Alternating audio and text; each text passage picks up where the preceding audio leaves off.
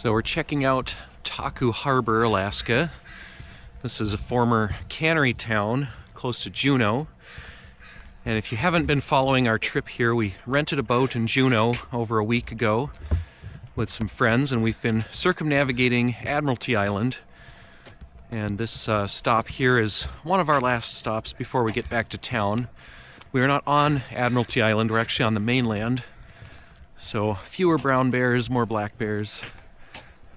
Slightly different critters than I grew up with. I grew up at Funter Bay on Admiralty Island, as I've mentioned in a couple other videos in this series. So if you haven't seen all the ones here, then check them out. We've got a bunch of videos from this trip. And today we're just walking ashore here to check out some of the old cannery ruins. That's what all these posts on the ground are from. These are old pilings that would hold up docks and buildings. And this is a public float or dock that's here at Taku.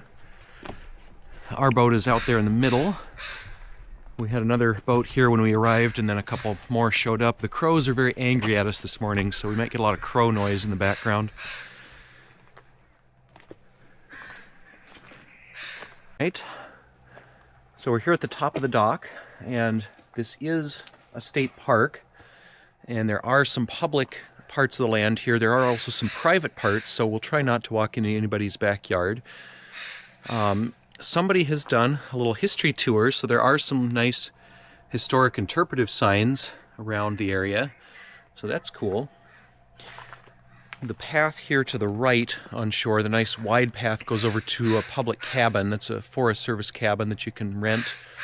And there are some people staying there, so we're not going to go down there. I don't want to wake them up. It's still a little early in the morning. So we're going to go this direction.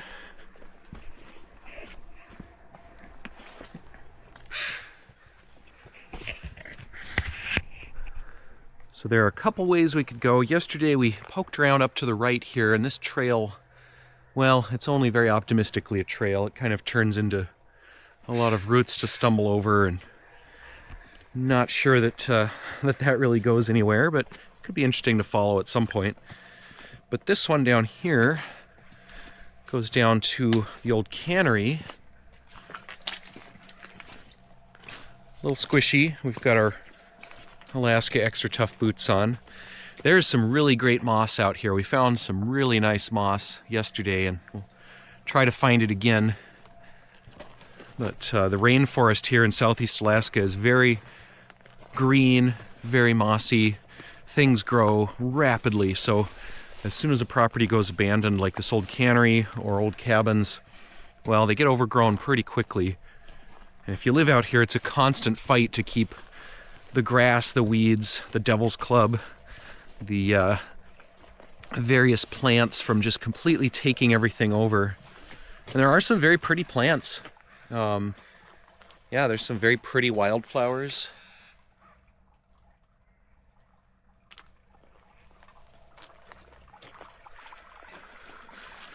These white flowers were covered in, oh, there's one now. They were covered in bees and hornets yesterday.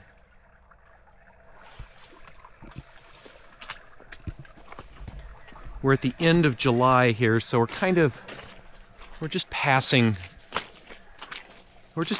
peak summer.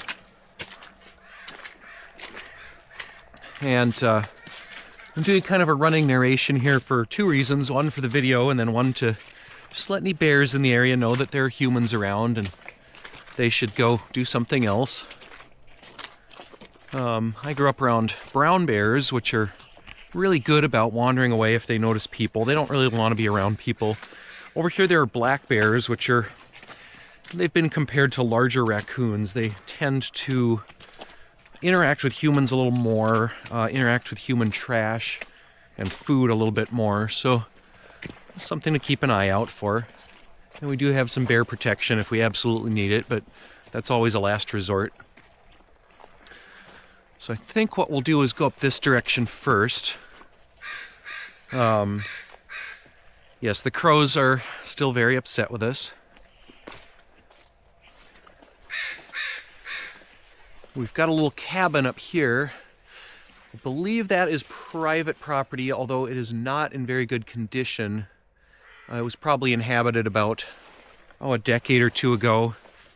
I took a peek in there yesterday, and it's got some stuff in it, some modern-ish stuff. So somebody stayed there within the last 10 or 20 years, but yeah, it's not in great condition. So we're heading into the woods here. I'm going to double check and see what the video quality looks like. That doesn't look bad. So I'll just follow this little trail. We're starting to see remnants of the cannery. There are some old oil drums. There's this massive metal mooring buoy. It's just massive spherical mooring buoy. It reminds me of the sea mine from Hot Fuzz, if anybody's watched that movie. But that would have been anchored out to a giant anchor, and you would tie ships off to that when they came into the harbor here.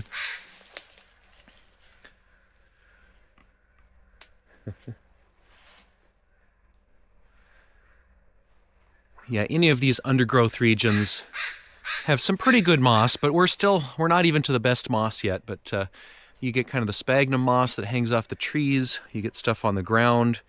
You get basically moss and lichen on every surface. Everything wants to be green out here. The only thing that really doesn't turn green are dead spruce needles, which I think to some extent can poison the ground to other plants. So spruce trees don't usually have a lot of undergrowth underneath them. You get several cycles of tree growth out here. So if there's a clear cut, like let's say right here, there's a clearing, and this probably would have been a building in here or maybe a garden.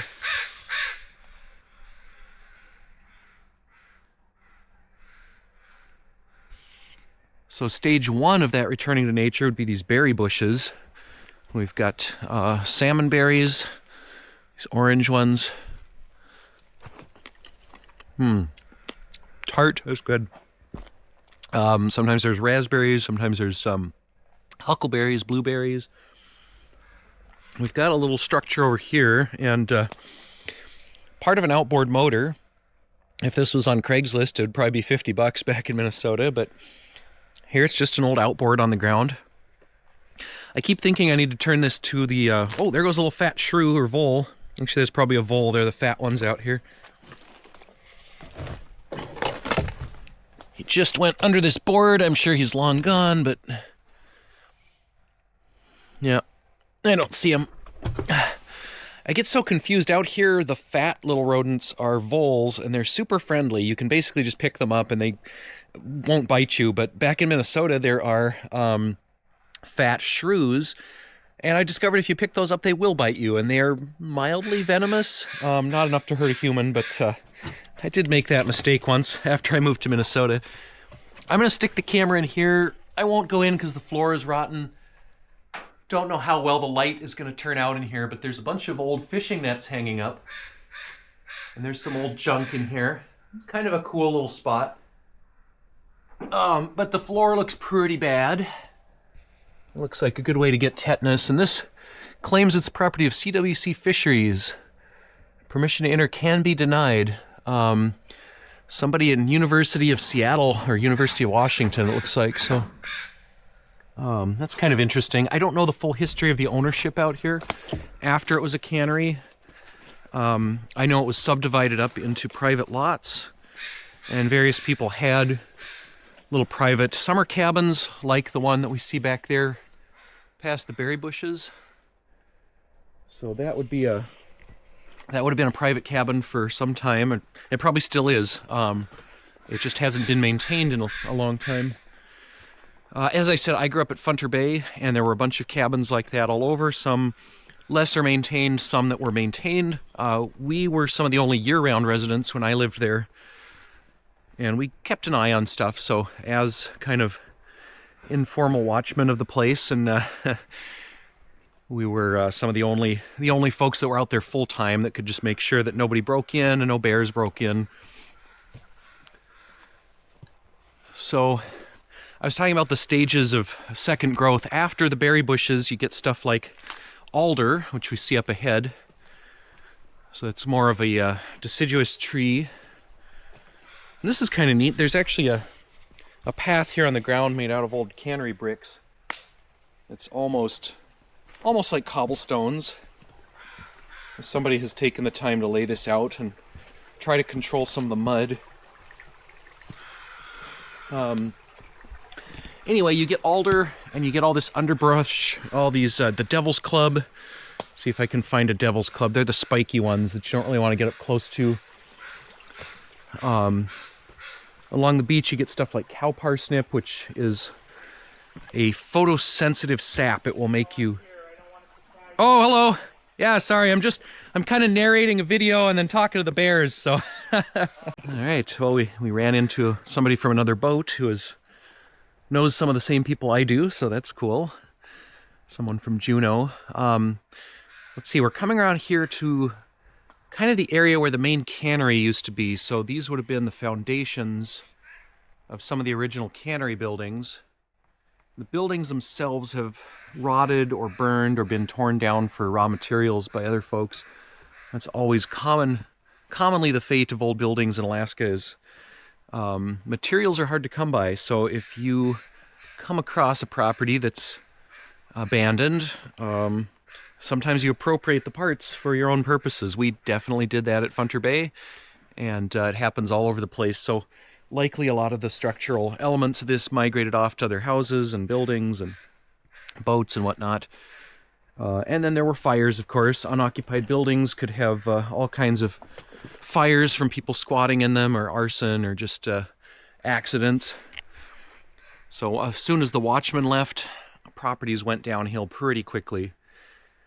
But yeah, it's cool that there's still this much left of the original buildings, the big foundation pads there, all of these pilings. And yeah, we're starting to get into the area of the beautiful moss. So we'll just start walking over that way.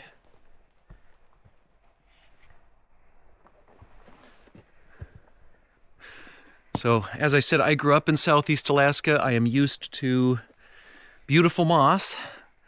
But this area right in here, this impressed me a lot. I mean, this is moss like I've never seen, or at least never quite in this amount, this density. So this is cool. It's like a magical forest in here. Just every surface draped with old man's beard, sphagnum moss. And of course this lovely rusty boat. This is a great boat in here too. I would take this boat home and fix it up. This thing is beautiful. I'm sure it's rusted right through on the bottom. But that is a fantastic boat. Very classic lines. Looks very nice. And there's even a motor. There's an outboard motor here. And you know, if this was at an antique store in Minnesota, this would be $100 for this motor. But here it's just decoration. It's just lying alongside the trail. And that's kind of typical of Southeast Alaska as well. When I moved down to Minnesota, I started going to some antique stores, and we'd see stuff like PVs for rolling logs, and the antique stores didn't even know what to call it, but they were charging money for something that was, you know, we just had some old ones under our deck. Here's a trap hanging on a tree, an old animal leg trap. Some more old rusty bits and pieces on the ground, and just the moss. I'm not going to stop talking about this moss. This is great.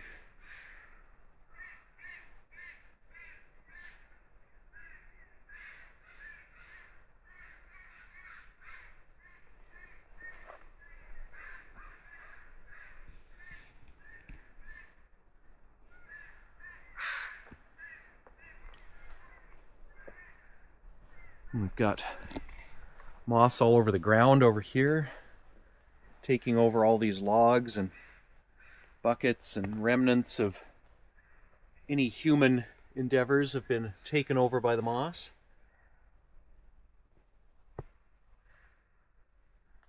So this would probably be about maybe the third stage of the forest taking over. You get your berry bushes first, your alder next. You start getting small spruce.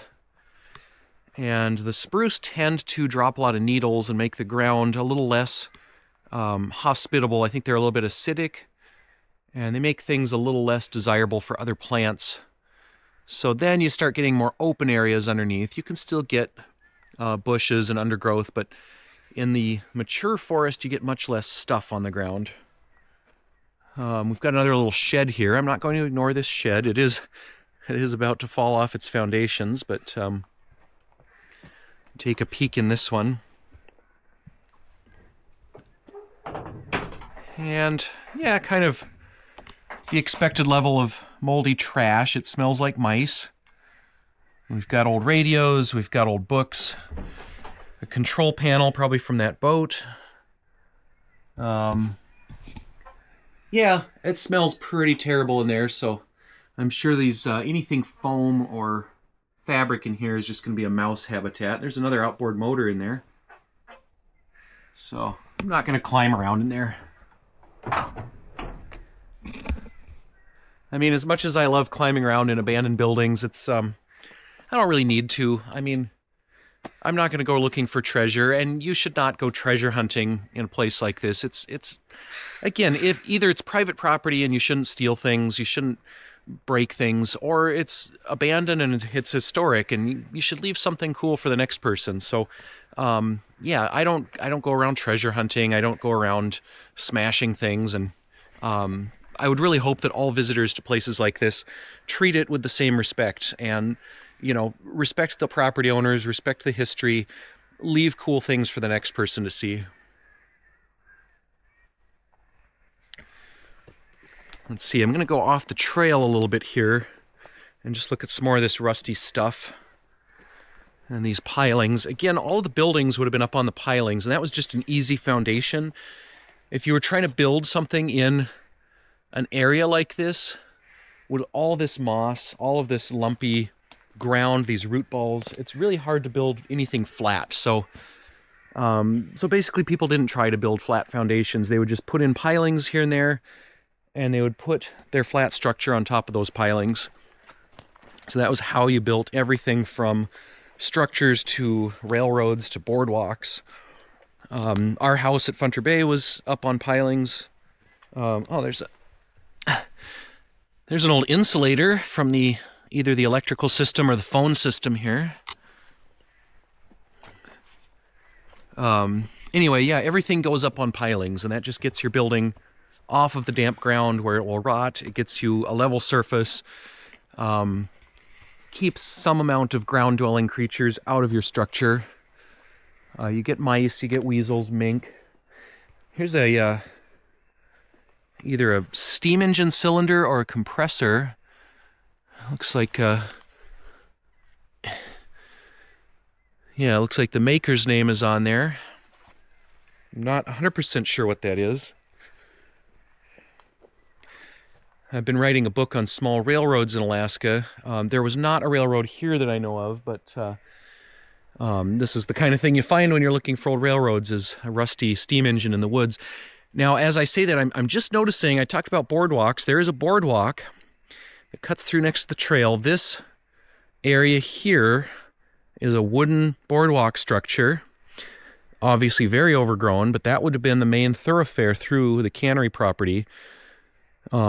If you watched my video about Funter Bay, you'll see us walking on a boardwalk that still exists, but this one is definitely very hard to spot. I almost didn't see it there, so that's what's left of the main road of the Cannery town, basically. Sometimes these would be entire company towns. You'd have the Cannery employees, you'd have seasonal workers that they'd bring in just for the summer, often immigrants or foreign nationals who they could hire cheaply. And there were a lot of abuses. There were a lot of employment abuses involved in that system of the cannery owners selling drugs or alcohol back to the workers, charging them rent, basically keeping them in debt to the company. So that is a whole subtopic of Alaska industrial history. I'm distracted constantly by this moss. This is a tree, big tree, just coated in moss. This is really cool. Actually, there's two here. I'm going to see if we can get in between these.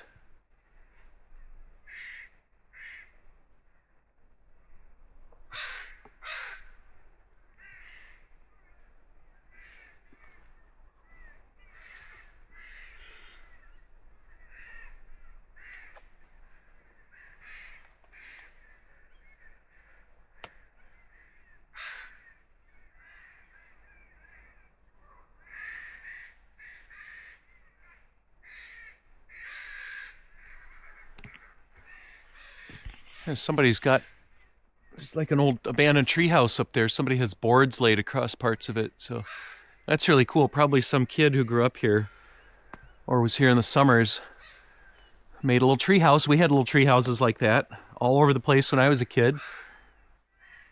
And it's just mossed right into the tree like everything else. Yeah, you can see more of the boards up there. Oh, it's fantastic. I just noticed over here, again, I'm very distracted. I'm going in all directions. There's some old gas tanks, and there's part of a small boat or a wooden skiff over here. There's not much left of it, but you can see the AK registration numbers on the side there and part of the boat structure. Let's go back to the trail here before I get completely distracted.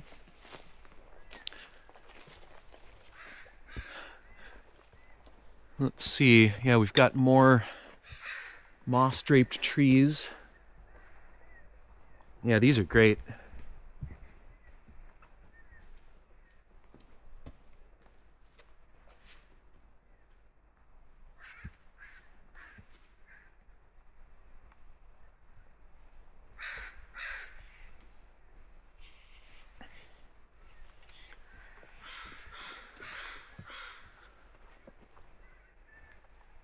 We've got some kind of bin or tank, or I'm not sure what this is. After a while, all of these metal objects tend to look pretty similar. They're all kind of anonymous, rusty lumps. But we've got some more structures over here. And I think we're getting close to somebody's backyard, so I'm actually going to turn around because I hear their dog barking at us. So I don't really want to intrude into somebody's property, and I think we're getting close to the property line, the boundary of the public and private land. You can see some more of these old structures in the woods here.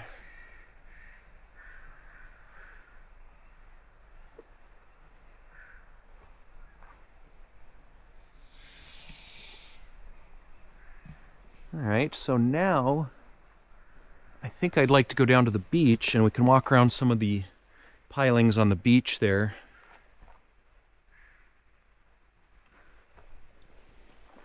And some more pilings in here. And again, the boardwalk would have cut right through here, but there is basically nothing left of it in this spot. You can't even tell where it was. Mosquitoes are starting to get me in here, so it might be nicer on the beach anyway. Treehouse ruins. Let's see, we just need to find a clear path to walk out there that isn't through all of the Devil's Club and the cow parsnip and all the other angry plants. There really aren't that many angry plants in Alaska, or at least in southeast Alaska. There weren't that many plants that would harm you. Devil's Club was the main one. That was the obvious one, the spiky one. And then cow parsnip was a little more subtle, but if you got that sap on you, you'd know pretty quickly that you were burning, because it makes you so photosensitive that you will have a blistering sunburn on a cloudy day. The sap itself doesn't blister you, but it just makes you so you are super easy sunburn. If that makes sense. I don't know if I'm... Those words made no sense. It will make you have a sunburn more easily. Oh, here's an old rusty pipe and a valve. We did one of these walks, the 360 walks. I think I did the 360. I can't remember if I did this one or just a phone, but we did a morning walk around the Fanshawe Cannery at Cape Fanshawe, and there's basically nothing in there. I was excited to find a rusty barrel and one little shed or shack and some mink pens, but there was really almost nothing left at Fanshawe beyond some pilings and some of those ruins. So it maybe got cleaned out. Sometimes the cannery company would burn the buildings down on their own just to keep people from squatting there. Sometimes they would dump everything out in the ocean. And again, sometimes locals would come in and salvage everything. But oh yeah, okay, you can see more of the boardwalk that went right past this shed. So you can see that boardwalk kind of went that way. And I almost missed this big air compressor that's back in the woods. So before we go out to the beach, I'm going to see if I can get back here. And there's a big air compressor with the trees just growing up through it. Wow. So this likely would have been water powered. This foundation on the left probably had a Pelton wheel. There's another Pelton wheel out on the Cannery ruins that we'll see out by the beach. But this foundation would have had a Pelton wheel, a water wheel, and it would have driven this big compressor. And that's the cylinder for the air compressor, a big flywheel. And that looks like the nozzle there, that conical metal-shaped thing is the nozzle for the Pelton wheel. So they would have had a pipeline coming down from some stream or lake farther uphill. That is impressive. This is a cool, this is very cool. And you can tell how long it's been here because this is a decently sized tree that's grown up through it. I'm not going to go more to the left because this is all rotten foundation, and I'll go right through that if I walk over there. But yeah, this thing's great.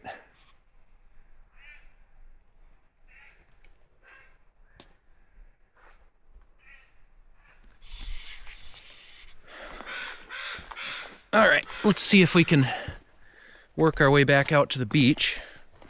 I'm walking through all the spider webs, and the crows are very upset. The cannery oh wow, there's more. There's another cylinder being completely overtaken by this tree. It's just under the roots. That's crazy.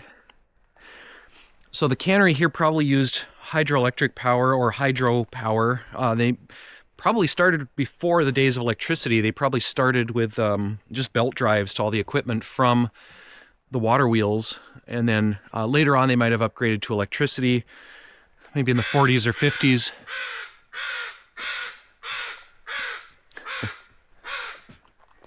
There's part of another boat here. There's just the bow of a boat sticking out of the ground. Yes, crows, I'm sorry. I know. I know, you're very upset.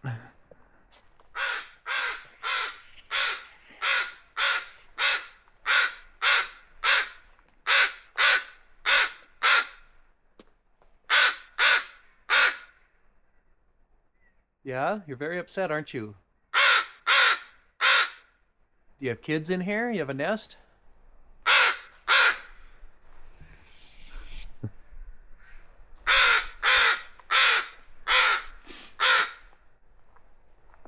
All right, we're gonna head out here. There's kind of a little path out to the beach, and yes, the crows are very upset. I know, Crow, I know, we're gonna leave. We're leaving, I'm sorry. We'll head out to the beach here.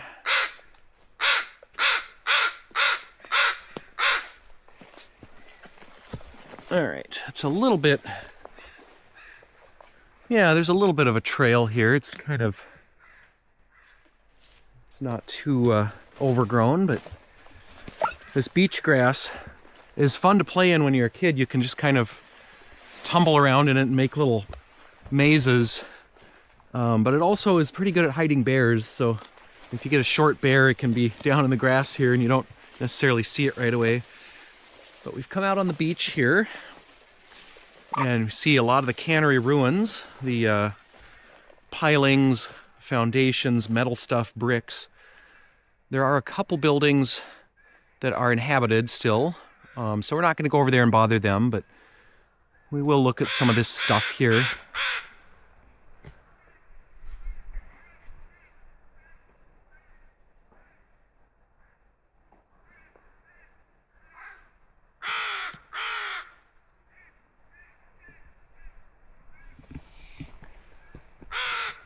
So we have a boiler here, the ruins of a boiler. This cylindrical thing here is an old steam boiler, and then this door, I think, is a retort, or the door for a retort, basically a giant cooking oven for the cans. So the salmon cans would go into the retort and be steamed until they were sanitized, cooked, sealed. think maybe the ceiling was another step. And then, yeah, lots of bricks here. And a lot of these bricks are marked St. Louis. So these were shipped up all the way from the Midwest to Southeast Alaska to assemble the cannery. Yeah, we've got one here with the maker's name on it, Cowan. That one doesn't say the location, but I know there were a few here that said St. Louis. So, yeah, this is quite a bit. It might not look like much remaining, but compared to a lot of places in Southeast Alaska, this is quite a bit of cannery remnant or ruins. Oftentimes you don't get this much stuff, so this is kind of fun to see. Yeah, here we go. Evans and Howard, St. Louis brick. Yeah, there's a lot to see here. We've got part of an electric motor. We've got, I believe this is the Pelton wheel, one of the Pelton wheels, which I'll come around here so you can see the structure of that. So this is the water power wheel that probably ran a lot of the equipment here. You can see the impact cups, and this is where the water would have shot down from a nozzle like that one we saw in the woods, spun this wheel, and then the flywheel there would have had a big belt on it, and that belt would go out to things like electric motors, generators, other equipment. Up on top here, I think that's a pump, and that looks like an electric pump. We've got a crow up there on it too. Hello, crow.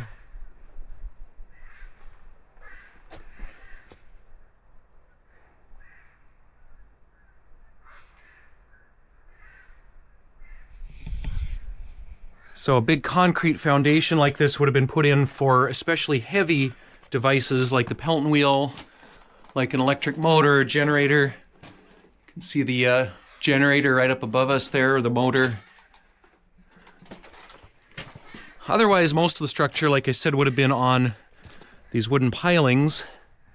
And you can see some of the wooden structure right here, which I will not go underneath too much because it is all collapsing. This is some of the last wooden foundation or deck structure on top of the pilings. Everything else has just gone.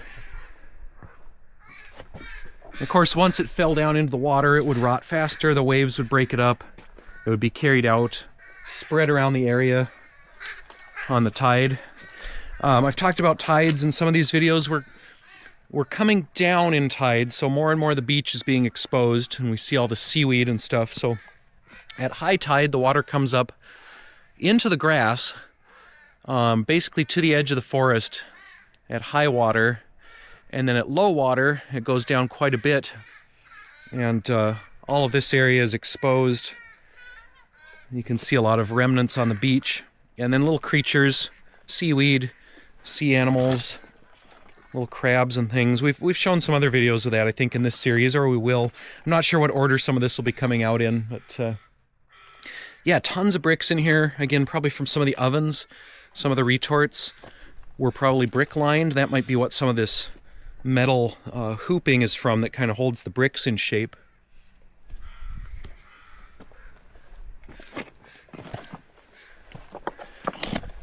And there's been quite a bit of this metal, these metal flat pieces.